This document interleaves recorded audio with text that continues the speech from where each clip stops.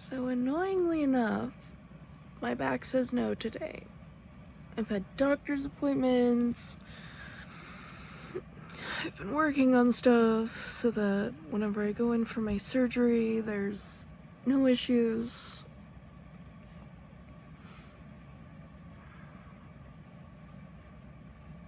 So they'll have stuff to eat that's, at least most of it's already pre-made. Some of it, the implement, the ingredients that they need are already pre-prepared, that sort of thing.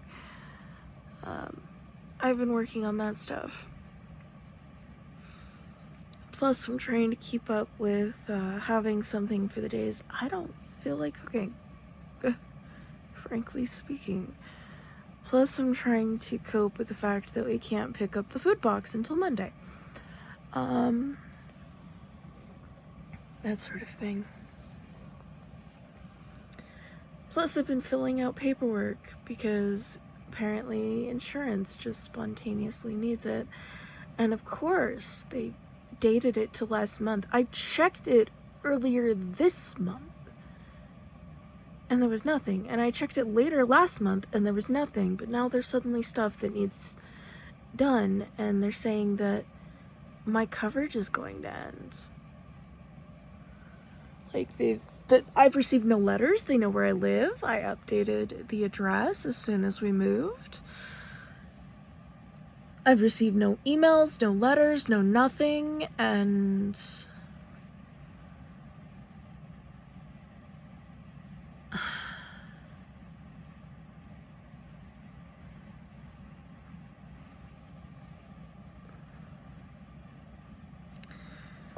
I don't know what to do besides what I'm already doing. And then of course I got woken up by this just...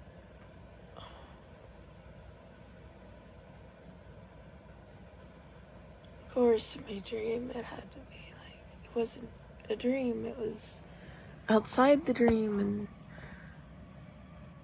it woke me up.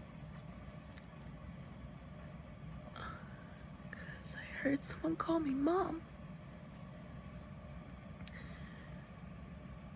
And it wasn't Chris. But there's nobody there.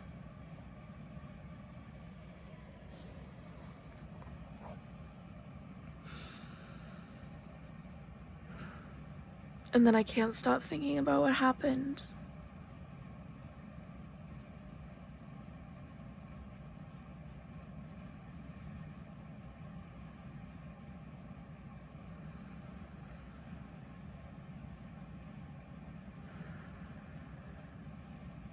Rowan's birthday is coming up.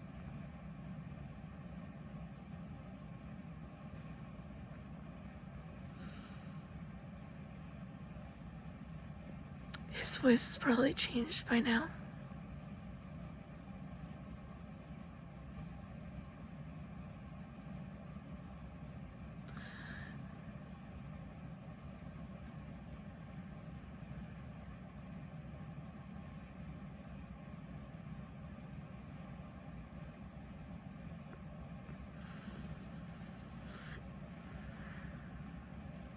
He'd already be 13.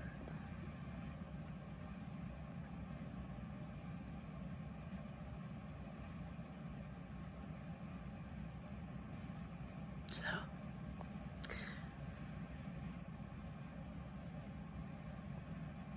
should be turning 14.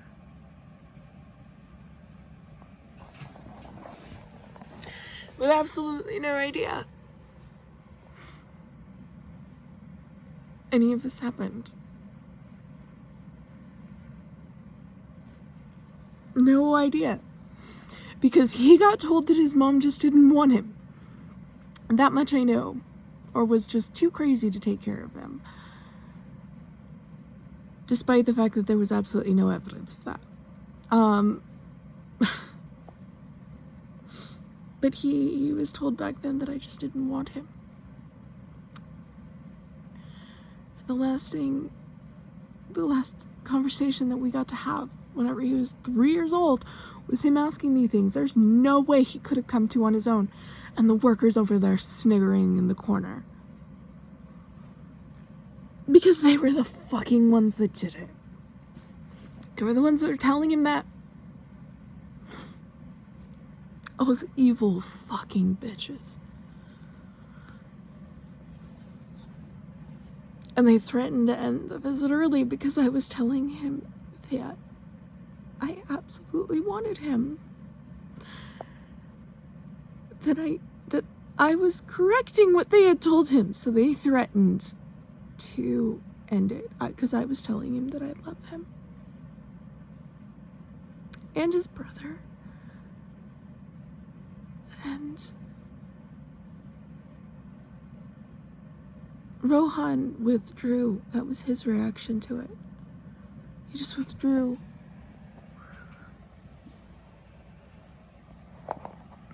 I don't know how much of it he understood, because he was still like, at that age, 10 months is a lot developmentally. But whatever he did understand, his response to it was different than Rowan's.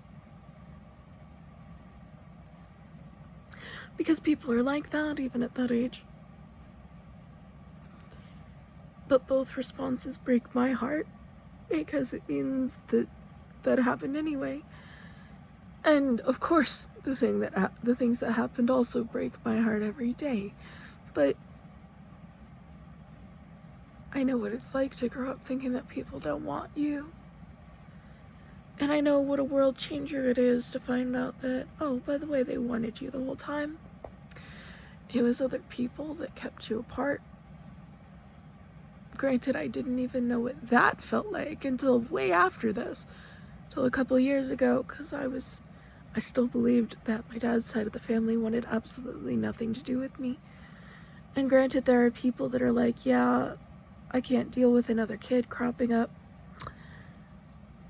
from, my dad. But especially after my half-sister on that side, because she's a raging bitch, and she dragged people through the coals, and she does that just being herself. And she sets out to hurt people. So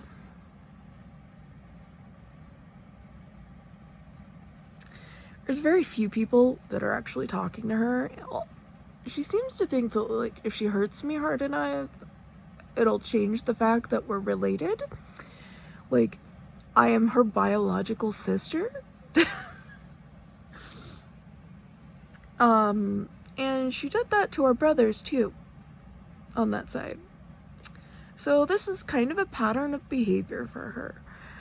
So I was actually warned ahead of time to expect this.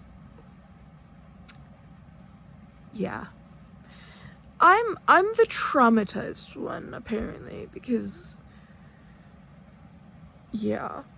I don't think it ever struck me exactly how not normal it was. Like, I thought I was seeking something not normal, Not being abused, not, I just thought I would never have family that wouldn't be like that I wouldn't have to, like, cut off or, like, put on info diet. And it turns out, no,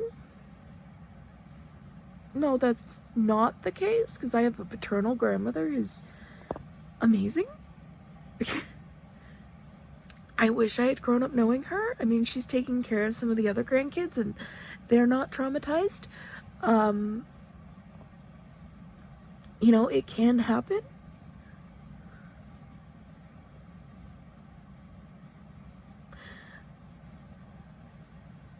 I have an aunt that looked for me because she didn't believe my dad that I wasn't his. Yeah, he denied all the girls. Specifically the girls.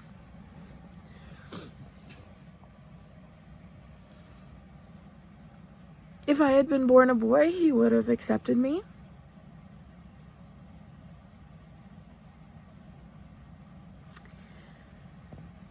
Well, physically a boy.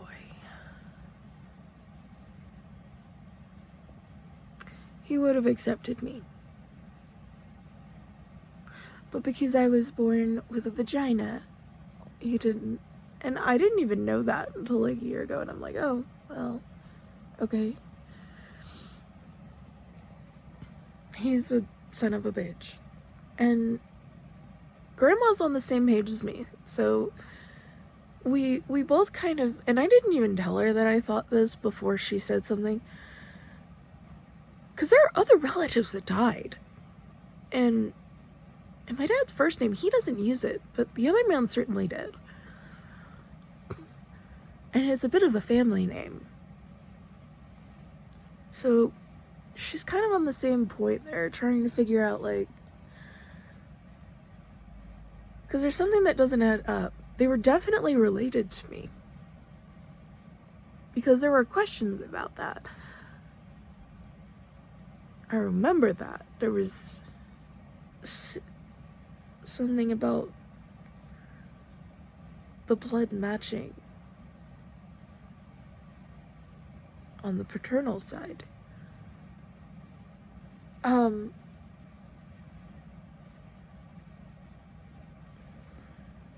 But I don't know if it was how much it matched or anything. I just know it was supposed to be a relative. I thought that it was like confirmation that that was my dad, because, you know, I never doubted that the person that died was my dad. I mean, I called them that. I thought they were that. And they died telling me to be happy.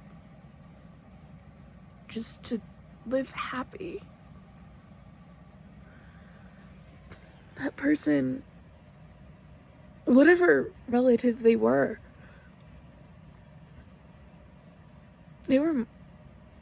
more of a dad to me in the short time that I had them. And this fucker has been to me my entire life.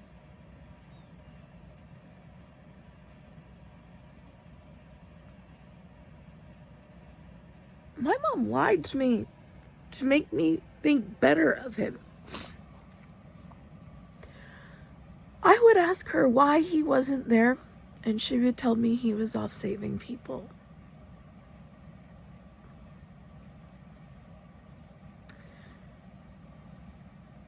I wish my mom hadn't lied to me. I can see why she did it. My mom was a proponent of what she called little white lies. It wasn't a little white lie. That was I never lied about things like that, and I don't appreciate finding out that I was lied to about that. But I understand why my mom did it, and I don't hold a grudge for it. It just means that there's more to process whenever finding out the truth. It also means that all that time I was going around trying to find him with that information, with the information that I was given, I was doing so based on lies. And I don't think that she thought that her parents would have been behind the lack of information. I think she just kind of would have assumed that they would have eventually, like, corrected it. But I think she underestimated the level of abuse that they were capable of. Because, I mean, my grandmother was straight up signing papers saying that they were from me and taking them to court to keep me out of custody of my godmother. I don't know what else she was doing with that. Like, apparently she told the courts that I couldn't write. Despite the fact that any sort of discovery with my school records would show that I could, and it was actually legible. Also, I could type, so there would be, like, no point in her needing to write my letters for me. Plus, she was taking signatures off of my schoolwork. She was forging shit.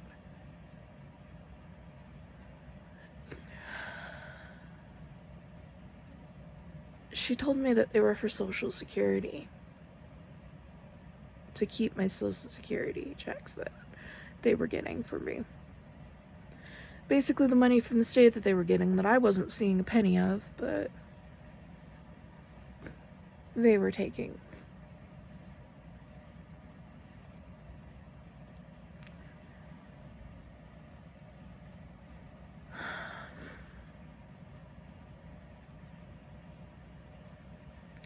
I still don't even have my mother's ring. My grandfather kept it. Probably sold it. He told me that it's in a safe deposit box somewhere, to string me along about it. Probably so that I wouldn't sue him, because it is mine. Yeah, it's mine. It's supposed to be mine. There's other things that were supposed to be mine too. I was actually supposed to receive 2 rings because one of them was actually supposed to be mine from the start, and one of them had been my mother's.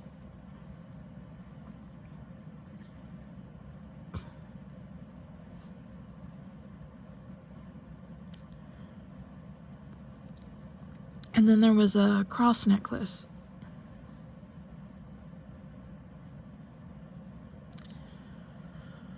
I think grandfather sold them. He kind of took the stance that I wasn't worth anything. He even took the photos of my mom holding me as a baby.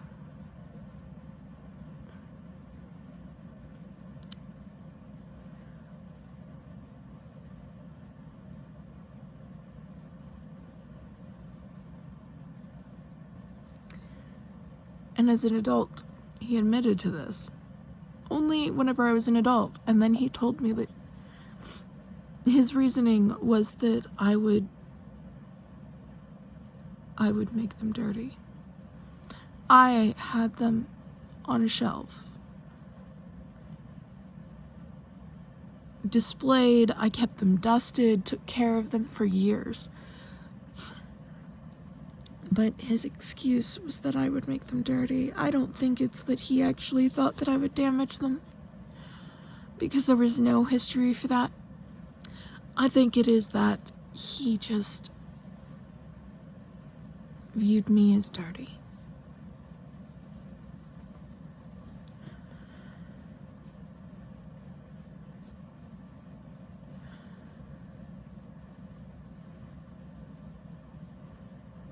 He failed to protect me. Didn't even try. And then he dared blame me. Now, granted, I used to blame me too, but you know who I blame now? I blame him. Because if he had protected me from her in the first place, it would have never come to that. She would have never gotten brazen enough to set me up to have that happen.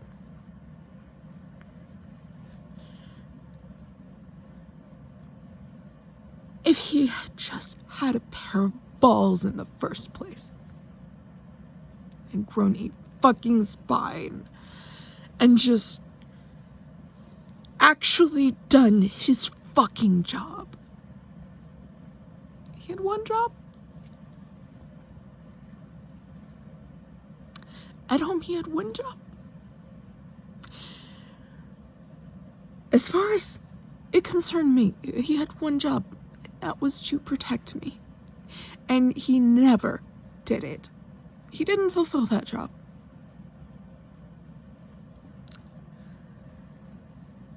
Instead, when he failed, he decided that that meant that I needed to be hurt more. He is as bad as she is, as far as I'm concerned. And the fact that he still insists on not talking about it so that he can pretend that it didn't happen despite his reactions, I think it's just so that he can ignore his own behavior and keep up an image of the perfect grandpa, but